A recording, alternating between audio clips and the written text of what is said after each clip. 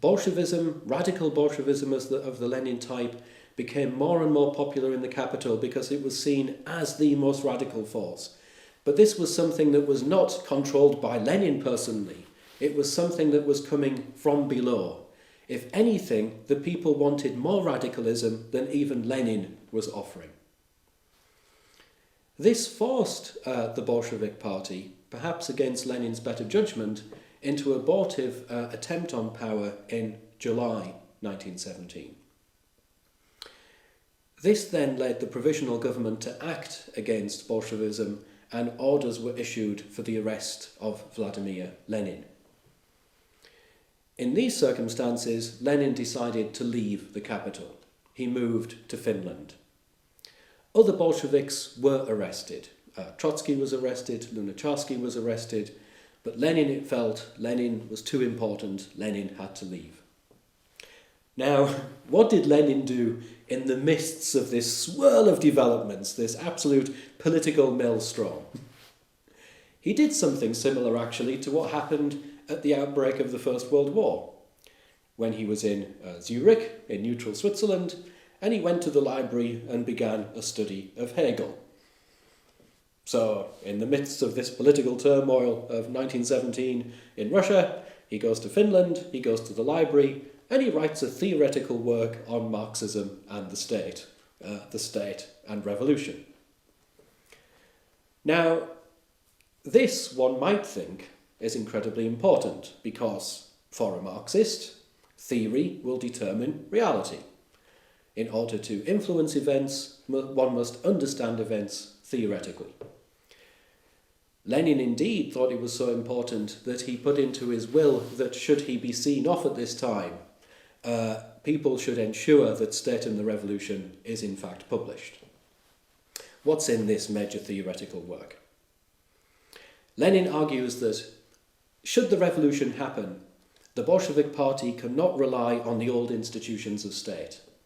The Tsarist state, the bourgeois state, has to be absolutely smashed and replaced by proletarian organisations. We have to have a police, a judiciary, a civil service elected by the citizens and answerable to the citizens. Any member of the proletarian state organisation should not earn more in wages than the average skilled worker. It was to be a proletarian commune state.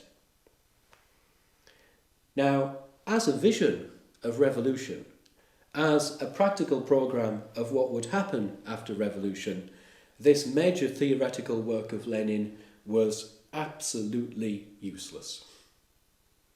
It had no influence on events after the 1917 revolution. In actual fact, the Bolsheviks found that they could not smash the old institutions of state. That if they were to remain in power, they had to rely on those people who had knowledge. And that was precisely the people who had worked in the Tsarist state over the past 20 or 30 years. So Trotsky, as foreign minister, had to rely on people who'd worked in the old foreign ministry, and so on and so forth. So although a lot of ink has been spilled trying to understand Lenin's State and Revolution, although it's cited as one of his most famous works, I think we have to conclude that in terms of the events of 1917, not only did it work out not to have no influence, events actually showed the opposite to be the case. That events, if anything, disproved the theories of Lenin's State and Revolution. After he had got this theoretical work out of his system, he turned his attention back to real political events in the capital. Over the autumn of 1917, a very important thing happened. The Bolsheviks began to win majorities in the Soviets. The institutions of working class power that were elected directly from factories, from soldiers' garrisons themselves. And Lenin took this as the sign that the time was ripe for the Bolsheviks, in fact, to take power, to execute a socialist revolution. If anything, this is seen as the key influence of Lenin in 1917. He bombarded the Bolshevik Central Committee until they agreed that yes, they must put the seizure of power on the party's agenda and they must find a way of doing it. This is why Lenin is key to the socialist revolution in 1917. But when we actually look at how that revolution was executed, we find that the person who planned the October Revolution was not Vladimir Lenin. It was, in fact, Leon Trotsky. Lenin's program was to have an offensive attack on Petrograd. The Bolsheviks had to gather forces outside the capital and then move into the centre of the capital to take power. This was an incredibly risky strategy.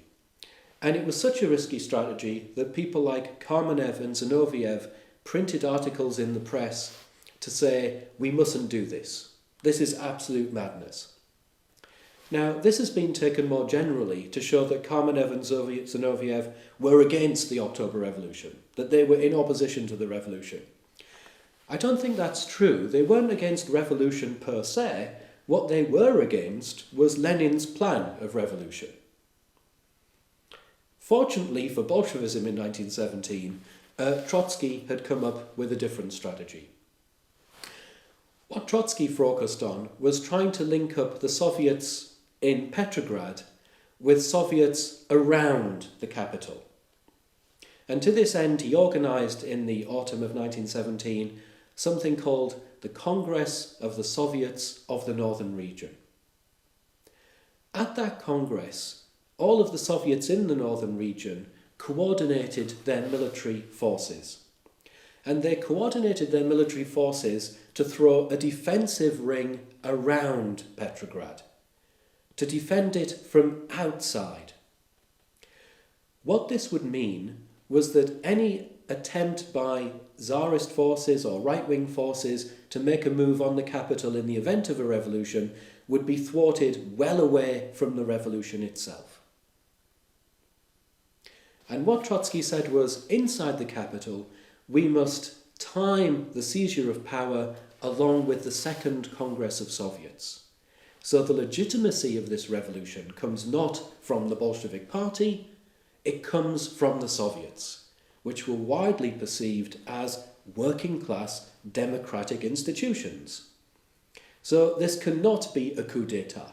This cannot be a conspiracy. This will be seen as part and parcel of a popular movement.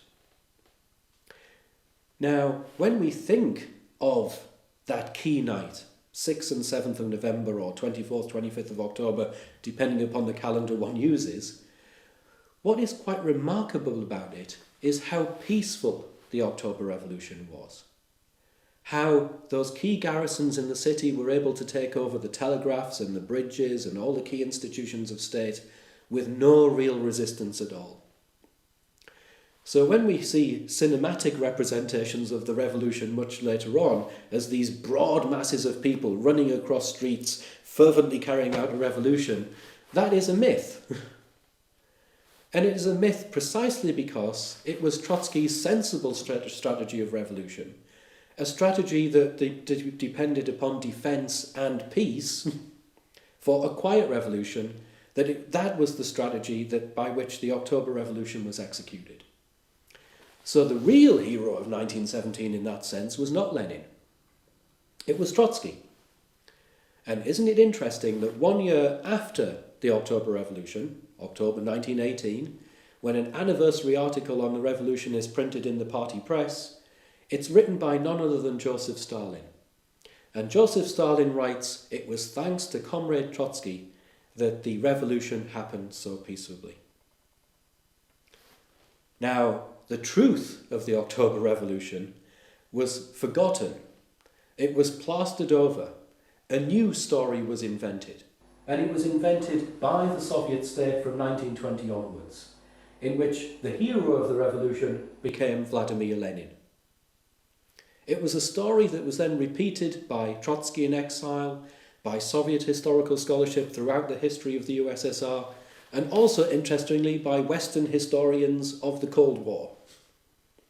And that's why I, as a naive 18-year-old, when I sat my A-level exam, I wrote about Vladimir Lenin in such glowing terms.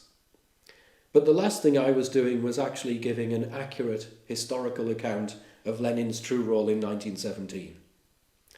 It's only by demolishing the Lenin legend, by understanding how it happened and challenging the Lenin legend, that we come to a more accurate, balanced and realistic appraisal of the role of Lenin in the events of 1917.